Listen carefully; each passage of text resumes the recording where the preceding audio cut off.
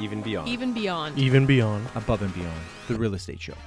Hello and welcome back. This is the Above and Beyond Real Estate Show. My name is Ralph Ciancio, broker at RE/MAX, and we've got a very special guest with us today, Mr. Raymond Ortiz, licensed real estate agent, and full disclosure, he's an agent on our team. He's been a good friend for a long time, and really a mentor for me personally in a lot of different ways. And today we wanted to unpack something that's really seems to be in mode, which is pre-construction. We want to talk about a few things you need to consider before purchasing a new construction property, whether it's a condo or whether it's a freehold home. Just unpack a few things from experience, some things that you should know. Yeah. So first of all, I just want to say thanks for having me on. It's always good when we get to chat it up. So I'm really excited to give some insight as to people buying pre-construction or at least thinking about it, perhaps. Yeah, for sure. And I think that as the market kind of always shifts around, pre-construction has always been a really popular option for housing for people. But it seems to be really popular with a younger generation now, as people are thinking about how can I buy a property, but I don't have the money quite yet. Right. And one of the allures of buying pre-construction is, okay, well, it closes in 1 year or 2 years or 3 years. And the mindset for a lot of people we help is it'll appreciate by the time I get it. It's actually worth more, which in a lot of cases that's the truth.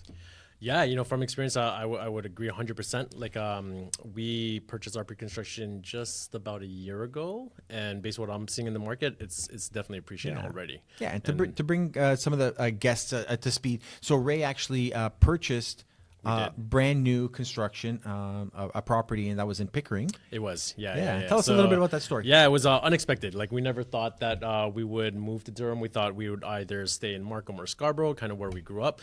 But as we kind of kept looking for homes in the resale market, we just couldn't find anything that would fit all of our criteria that we were trying to check off those boxes. And as I was kind of in the Durham area, especially Pickering, helping other clients find homes there, I would constantly drive by this new development on the north side of Pickering. So the development's called Seaton. And it just really interested me. So I started doing some research with all the different builders that were there, and I started bringing up the idea to my wife. And you know what? It was more the idea of having something brand new in a brand new area. We would be the first ones there that kind of caught our attention. So that was really the main motivation. But the process has been fun so far. A lot of things that we didn't expect for us to enjoy, we're actually really enjoying. But yeah, in a nutshell, we're becoming Durham people. You're gonna get there. We're gonna see how you change. Over the years. Ray, you've changed since you've gone to Durham.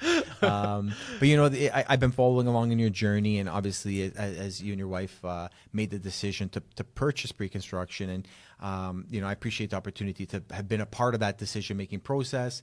So my background in home building, I used to work at Markham Homes as a site super. I started in their head office in marketing and client care, but then went out to site to build over 2,000 homes. And I've conducted literally hundreds of pre-delivery inspections, hundreds of frame walks, and I managed warranty service for a short time where I literally visited thousands of homes to see what deficiencies were there. And, when Ray and his wife had asked for some perspective, I could tell you from a construction perspective, the quality of the builder. Yep. From the materials being used, how is the quality of construction? There is a difference, right? I mean, you go to a fancy restaurant, a Michelin star restaurant, they're picking the best fruits and vegetables to create the meal. The meal is great, but they didn't buy it at a discount produce place. Or maybe they did. I presume they got great quality. I would like to think so. Fingers crossed. We're going to get a bunch of foodies like, you don't know what you're talking about. But I think when we're talking about quality of construction, knowing what is actually the construction materials being used. Right. Will it be a 2x4 framed home? Will it be a 2x6 framed home? Will they be using engineered floor joists or traditional lumber? Is it an Energy Star home? These are some of the things that you should be thinking about and asking if you're considering pre-construction. Because you look at a floor plan, and the floor plan is basically a black and white drawing, but you're getting a 3-dimensional home, Yep. a living, breathing home. Yes. And understanding, the details of what is built into that product, super important. Yeah, like I'm really blessed because I have you in my back pocket to ask for advice. Your experience was something that we immediately went to in terms of getting information about what to expect.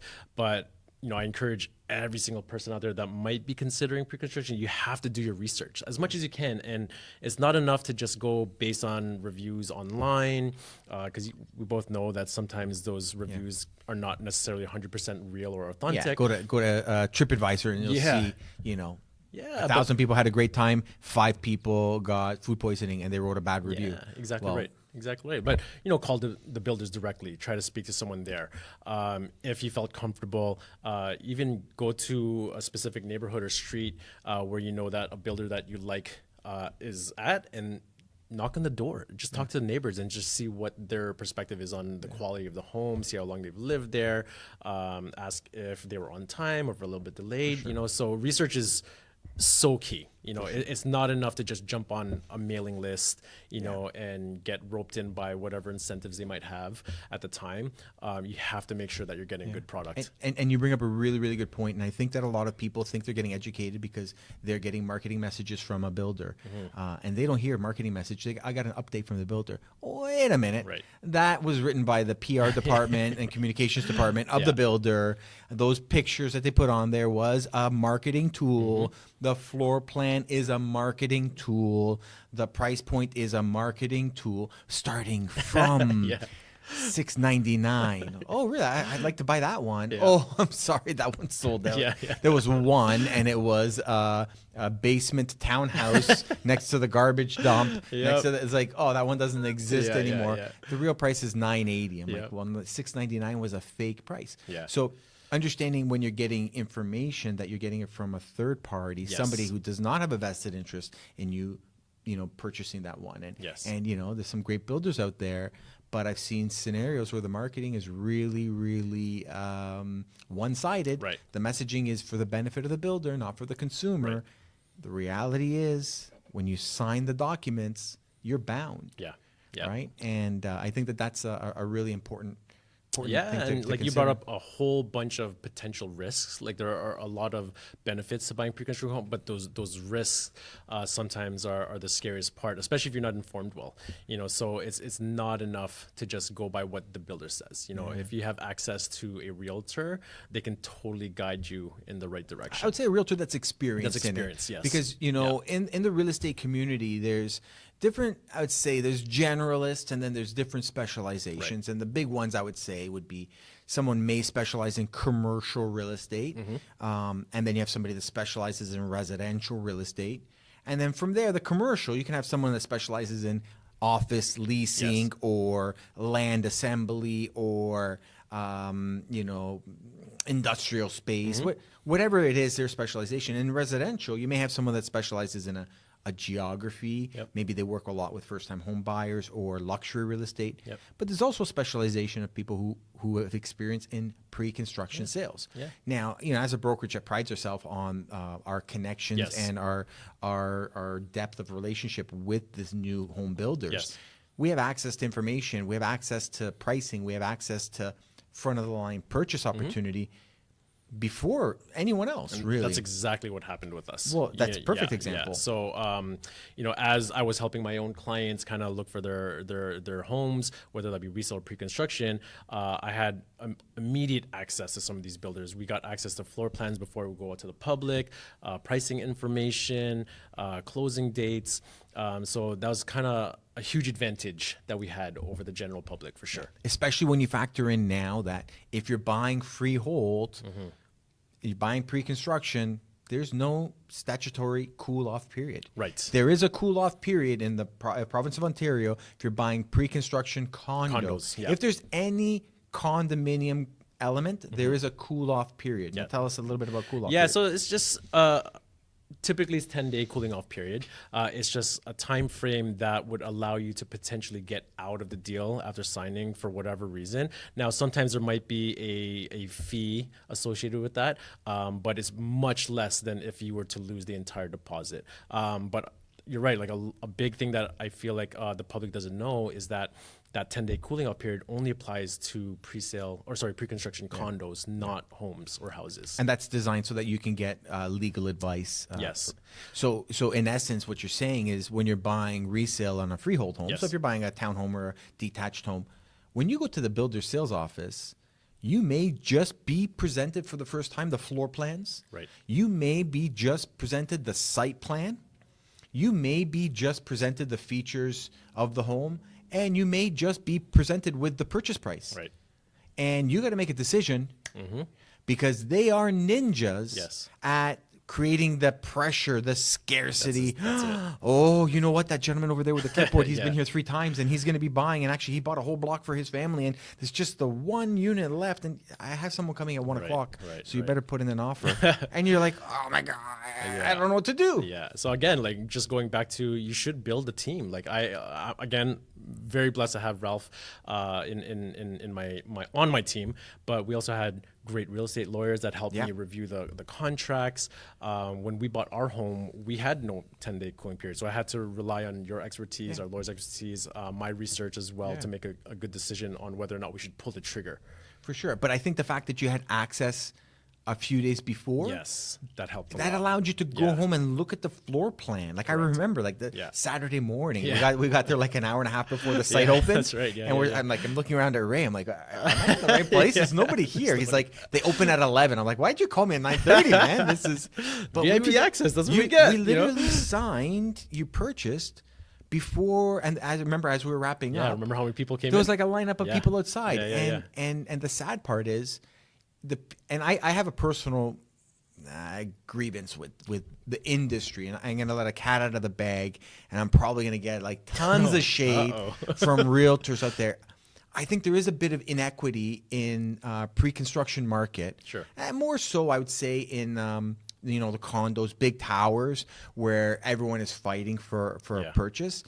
I think there's a ton of inequity in that a regular consumer, Canadian family wanting to buy a property, buy a condo pre-construction, and they're relying on the communication from that developer or that builder, they're probably the 4th level of communication. Yeah. First is going to be the tradespeople, family, and friends from the builder. The second is going to be the platinum access for realtors and brokers. The third is going to be general broker access, so agents that are not connected. Right. They're not in the platinum access. They're the 4th. Yeah. Regular family trying to just buy a property. It's like I'm going to Longo's and all the apples were put out. And the farmers got to pick first, then the restaurants got to pick, and then the VIP buyers got to pick. Yeah. By the time I'm picking an apple, a lot of them are gone. Yeah, I'm dealing you're with right. like the higher priced ones, the ones that are facing the garbage truck access. Right, main roads, perhaps louder. So I do think that there's some inequity there, and I'd love for it to be addressed. Yeah. I'm not exactly sure how to make purchasing pre-construction more fair. Yeah. We were involved in a site release for a condo in Markham, and there were 4,000 people lined up. Yep. Our clients had first access, and they were given what's called allocation. And if you're considering pre-construction, you're going to know the word allocation because, especially on the more popular projects, VIP broker will be allocated some inventory to sell. So there might be 300 units in a condo, and a VIP broker may get allocation of 3 units. And from the 3 units, they will present it to their pool of buyers, and someone will say, I'll take it. Right. So you may say, you know what, actually, VIP broker, I want to buy a 1-bedroom, 1-bathroom, facing south, and no parking. Right. The broker will put in that request, and the broker will come back with allocation for a 3-bedroom unit, 2 bathrooms, north facing. I've got an allocation of a no bedroom, a no bathroom. You have to make friends with your neighbors to take a shower. And it's just so frustrating that the allocation goes to agents that are selling more units. Yes. And at the bottom of the pile, it's just a regular family. Yeah. And that's not really fair. It's not fair, but that is the risk. That is Yeah. the risk you have to take. And I think that should be emphasized here because, I think it's often thought that because you're buying pre-construction, there's no bidding wars involved, but that doesn't mean there's no competition, right? Like you're competing against brokerages, friends and family of the builders, right? And then, like you said, number 4 on the list is the general public. And you've had clients that are willing to go above and beyond to try and secure a unit. And we've seen some of that, right? It's You know, some crazy. people that have. I have clients that were in the snow, waiting outside in line for 24 hours, and there was no guarantee of them even getting a unit, let alone a one. They didn't even know what they were in line Yeah, for. exactly right. Sometimes we're walking around sites. Yeah. People are sleeping outside. They're like, Yeah. "What are you sleeping outside for?" I don't know. There was a big lineup, so I figured something good. Like, what is this? Best Buy on Black Friday? Yeah, but it's a risk. It's a risk, but sometimes it pays off. And when it pays off, there are benefits of paying off. Sometimes you do score on a great product, a good location, a good home. You know what I mean? But those risks should be emphasized for sure. So let's talk about, for a few minutes, let's talk Sure. about some of the positives. What are the big positives about buying pre-construction? We're a fan of buying pre-construction. We both have done it personally. I bought many properties pre-construction. I bought many properties in resale Yes. as well. It is a different beast, and I don't want to focus on the resale side. I want to say, from the pre-construction, what are some of the key benefits of buying pre-construction? Yeah, well, the biggest one for us specifically was that you're first. It's brand new. You're the first owners. You get to customize things however way that you like, but you're also protected a little bit more. Like there is a great warranty program through Terrion that protects you against closings, deposits, warranty defects, warranty for sure. defects after the house is built. So that's huge. Yeah. And sometimes up to 7 years, right? Yeah. On major structural damage, you're covered up yeah. to 7 years. Yep. You'll typically get the home for a lower price than what the current market is, and it allows for potential appreciation in a more immediate future, I would say. In a stable market. In a stable market. In a stable market. And if I could just jump in Yeah. and kind of debunk Real Estate 101, the algorithm that the real estate industry uses on pre-construction. So follow me here for a minute. Imagine we assume 5% appreciation annually. Okay. So the builders, the developers are going to project, what do they expect the growth to be annually? Right. So if it might be 5%, it might be 3%, it might be 7%, depending on a lot of factors. Okay. But generally, they're using about 5%. What they'll do, a developer, for example, for simplicity, will look at a condo, right? Because condos are more commoditized. They're more similar. It's easier to predict because there's so many of them in the same area, the same building. So a builder building in central Toronto will look at what's the average price for a one-bedroom condo today, resale, and we'll call that $600,000 as a simple example. So when we work out the math, if the value of the property today is $600,000, and they estimate that it'll take 4 years to build, and it'll be worth roughly $780,000 in 4 years, the price for that property is from the new builders likely going to be more or less at that 50% mark of that growth. So they're going to project how much the appreciation will be in about half of the duration. So the price of that $600,000 condo might be half of that is going to be 90. It might be 690, more or less. Now, great deals are going to be when the appreciation calculation is made at a shorter timeline. So they say, okay, we'll price it at 680 or 670. That's a great deal if everyone believes that the value will be 780,000 in 4 years. Right. More expensive projects, you won't get the average price at the midway point. You'll get the price at the 60th percentile or 70th percentile. And that means that there's less projected profit in there for the investor. Got it. So I don't know if that helps at all. Talking Yeah, about no, pricing. it's huge. Yeah, pricing for sure is one factor. For condos specifically, since you're on there, the fees, the maintenance fees. Typically, when you get in at the beginning, the fees are less than what a resale condo would be. But you should budget for what may happen within the first 1 to 2 years. Typically, it can go It can start anywhere going from up. 10 to 20%, right? Yeah, So it can something definitely that go you need to factor into that. Yeah, and just to jump into that, so when we talk about condo fees in a new property, condo fee implies that there's some shared element. So if it's a condo apartment, Right. you share the elevator, you share the security, and all those other details, the pool. In a what we call a POTL, POTL, parcel of tied lands, means that Ray and I live on the same street, but we share the laneway. So we actually own a corporation. I own my house and I own one share in a corporation. Ray owns his house, freehold, and owns one share in the corporation. Our corporation owns the roadway, Right. right? That's called a POTL fee. Right. Usually it's a lot less than a condo fee because it's just some tied lands, Yeah. not a swimming pool, Exactly. generally. Exactly. But in the first year, a brand new construction condo, everything is brand new. There's nothing to replace. Right, So right. that's why the condo fees are lower. It takes a couple of years for the property manager to figure out how much everything costs, so that's why by the first 2 years they'll figure things out, and things will kind of increase accordingly based on how much it costs to maintain the building. One of the things that you should know if you're buying pre-construction, a lot of times in your agreement of purchase and sale, there will be an initial reserve fee. So you may actually have to pay on closing $3,000, $5,000, $10,000, and everybody pays it. Right.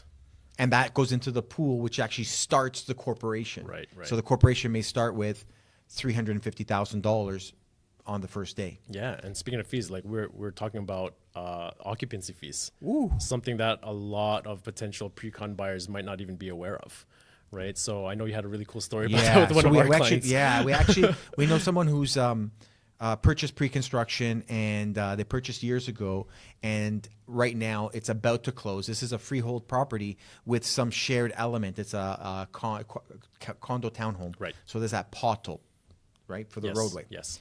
And because of that, the street itself can't close until it's totally finished. Yeah. And for that reason, the builder is allowing what's called interim occupancy.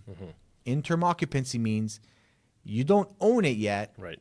You're getting there, but in the interim, you can occupy the place. So it means you can move in, have a party, sleep there at night, live there, but you don't own it. Right. So in that case, you're essentially renting from the developer. Yeah.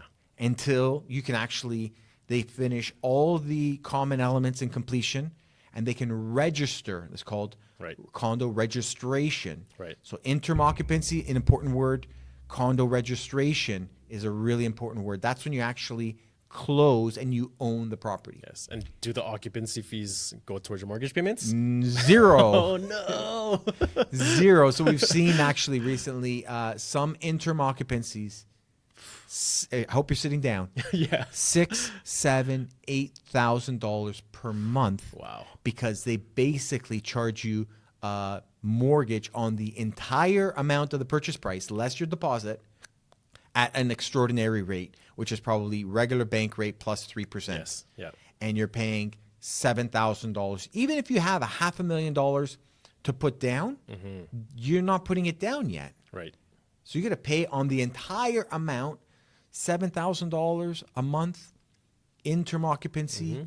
You have no control on when the actual closing takes place. Yeah.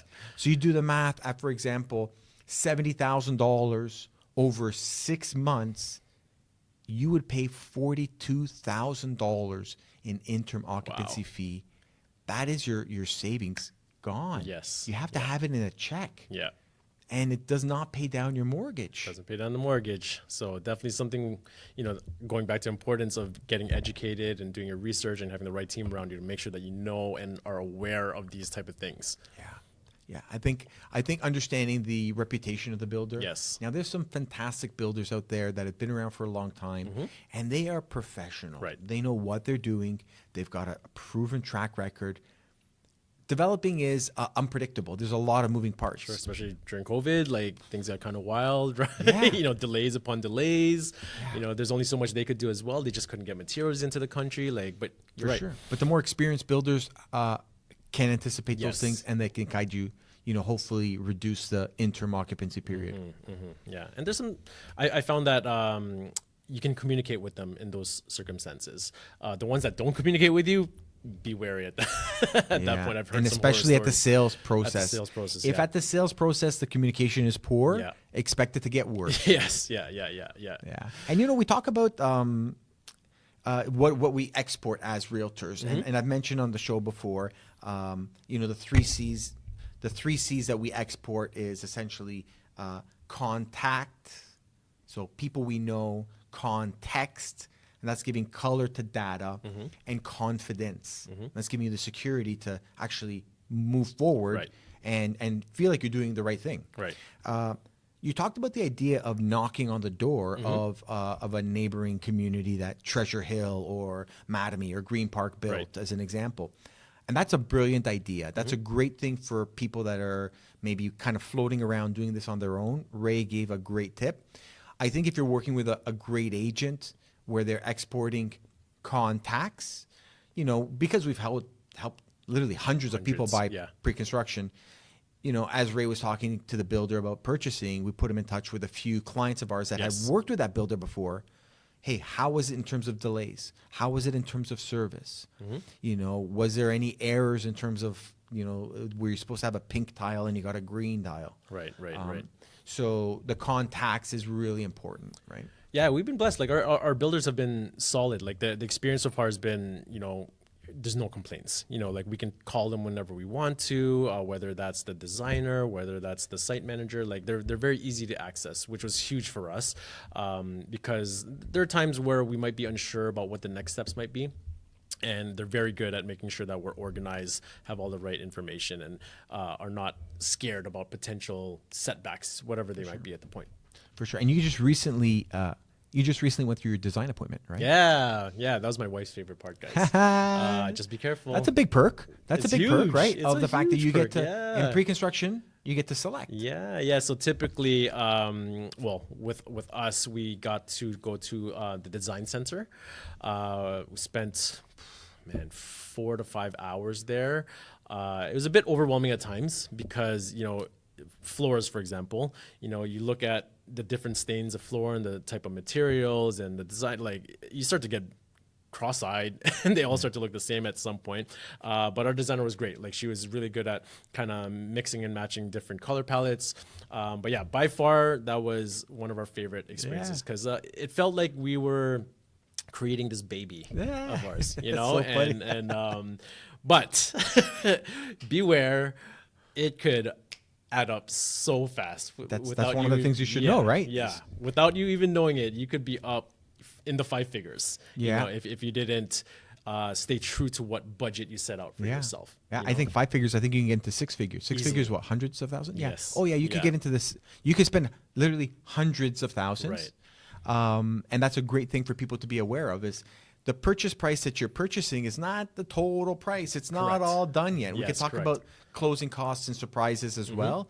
But as we talk about design, one thing that's worth noting, so I mentioned that I used to work at Markham Homes, and while I was working either on site or in their head office, evenings and weekends, I had a side job within the same company working in the design center. Right.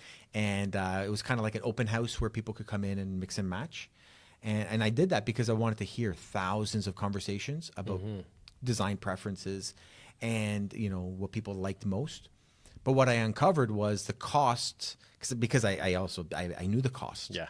And I saw how much people were paying for a pot light. Right. And, it's worth noting if you're considering pre-construction and you want to make these upgrades, Ray described in the design center, you can select.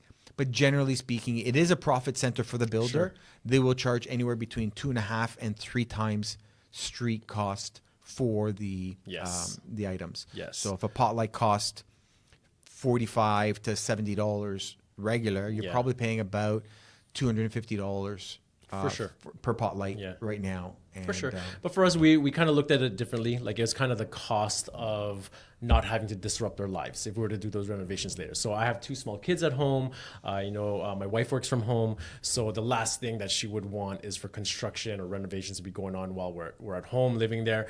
So for us, yes, it's a little bit more expensive. But once we move in, everything is good to go. And that's a huge win. Yeah, huge win. The disruption is it's heavy. Right. And the other benefit of that, so the ability to add it to your purchase price means you don't have to have the real money. Correct. If you would have went and bought resale and said, you know what, I want to rip out all the floors, well, you have to have the money in your pocket. Yes. Right? Here you can roll it into your mortgage. Into your mortgage, correct. Yeah. So, a lot of those things were kind of in favor of the lifestyle that we were living at the time. So all in all, no regrets. Like it's been a great journey so far, and we have about a year to go. So, I'd love to do a part 2 of this. Yeah, that would be actually fun. And keep you guys updated with more details as to what happened with us. I think even a part 3 or part 4 to Perhaps, say so, near the finish line, what's that experience like? And then even we can do another shot when you are a 1 year in. What have you learned? Because there's a lot of learning curves. I know we're talking about things you need to know before you buy pre-construction, but we didn't even really talk about, it comes with no fence, no window coverings, sometimes no appliances, sometimes no air conditioning. Sometimes you have no grass for a year. Just rocks, perhaps. So, and I mean, if you have a dog or if you have kids, you need to know that you're probably not getting grass on your property for 6 months. Right, at least. You're gonna get grass in May and you're gonna get grass in October. Yeah. That's it. Definitely something to consider. Like that could create some disruption in your life for sure at the time. And you have no control over it. Yeah. Talking about no control, one of the benefits of buying pre-construction is the projected closings. Yes. Knowing that you're going to be closing in 1 year, 2 years, 3 years. Yep. But it's also a snag. It is a feature of the home to have a beautiful closing date. Right. And we saw it, hundreds of times at the sales center where somebody wants to buy on with a closing date. Oh, this one closes on May 15th. That's great because we get married on June 1st. And we can get the keys and move in and have our honeymoon and come back home. And then they get a letter in the mail saying your closing date's now December 27th. Right. And people are saying, I don't want to close on December 27th. Yeah. So it is a feature. It is totally flexible. It is a bit contrived. Yes. They want you to buy this home, and a lot of more shady builders, they'll give you a date that may not be realistic, but looks attractive. Yep. Just be prepared. Right. And with the closing dates, we should talk about how mortgages work. Oh, that's a really good point. Yeah. Right? Because with us, we secured a pre-approval, but our closing date is way further into the future. So our pre-approval will expire. So it is something to keep note of that you might have to reapply for a pre-approval again in the future closer to your closing date. But of some programs out there with lenders where you can do extended. Yes. A lot of lenders, when you get a pre-approval, they'll guarantee it for 120 days. I know that, for example, Royal Bank has a 2-year term. 2 years. They'll give you 2-year protection on the rate. So you get an interest rate today, they guarantee it for 2 years from now. Now, I can tell you we've had a lot of clients who have bought pre-construction, secured 3 years ago at super low rates, and they're just closing now at like 1.8% or 2.2% today, which is a crazy deal. Pretty wild. The bank is not happy about that closing, but the clients are. Yeah, for sure. But definitely something you need to be aware of because I didn't even know that there were those type of options out there when I was trying to get my pre-approval. So you got to, on top of adding a good realtor, a potential real estate lawyer, you got to find a good mortgage broker. Because remember, you have to pre-qualify. You have to qualify again. Yes. 18 months, 2 years, 3 years from now. Listen, a lot of people qualify right now. They're, for example, the avatar of a young couple getting married, and they want to buy pre-construction because they got engaged and they're getting married in 18 months, and they want to buy a home that's closing in 18 months, as an example. Really common. They'll go and they buy, and then they get delayed. Now, if there's a delay of 1 year, 2 years, 3 years, not that uncommon. Yep. The person you are the day that you're moving the boxes in is a very different person than the person that signed at the sales center. Correct. Your life could have changed drastically. Yep. You may already have a kid and expecting another kid. But when you were signing, you were just two lovebirds getting ready to get married, maybe no kids. And you said, you know what, now I have 1.5 kids and a dog. Right. This house, I've already outgrown it. Yeah. And you could be, as an example, super common, just before you're applying for the mortgage, someone goes on mat leave. Yes. Now you're saying, well, wait a minute, financing becomes a lot more challenging because now I'm expecting a baby or I'm at home on mat leave. Right. So these are some of the dimensions that we have the advantage of seeing it so many times. buyers doing, especially, first-time buyers in pre-construction, have to consider all aspects. Yeah, I'm with you. Yeah. And you mentioned the idea of warranty. So we can do a whole other video on totally Tarion warranty, kind of the do's and don'ts of Tarion. Right.